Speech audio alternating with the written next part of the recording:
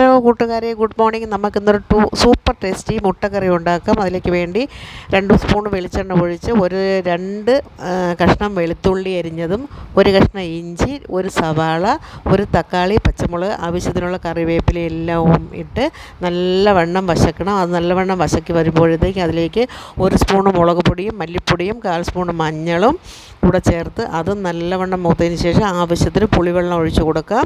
പുളിവെള്ളം ഒഴിച്ചിട്ട് നമുക്ക് ആവശ്യത്തിനുള്ള ഉപ്പും കൂടെ ഇട്ട് നല്ലവണ്ണം ഒന്ന് തിളപ്പിച്ചതിന് ശേഷം നമുക്കൊരു മുട്ട നല്ലവണ്ണം വരഞ്ഞതിന് ശേഷം അതിൽ കൂടെ തട്ടി കൊടുക്കുക. സൂപ്പർ ടേസ്റ്റാണ്, അടിപൊളിയാണ്. ഇത് ദോശയ്ക്കും ചോറിനും ചപ്പാത്തിക്കും ഏത് വിഭവത്തിന് വേണമെങ്കിൽ നമുക്ക് കഴിക്കാം. അടിപൊളി ടേസ്റ്റാണ്. എല്ലാവരും ഒന്ന് ട്രൈ ചെയ്ത് നോക്കുക. എല്ലാവർക്കും താങ്ക് യു. എല്ലാവർക്കും സുഖമല്ലേ? എൻ്റെ എല്ലാ കൂട്ടുകാരും സുഖമായിരിക്കണമെന്ന് വിശ്വസിക്കുന്നു. എല്ലാവർക്കും ഗുഡ് മോർണിംഗ്. Thank you. കണ്ടല്ലോ, നല്ല സൂപ്പറാണ്, അടിപൊളിയാണ് കേട്ടോ. എല്ലാവർക്കും താങ്ക് യു.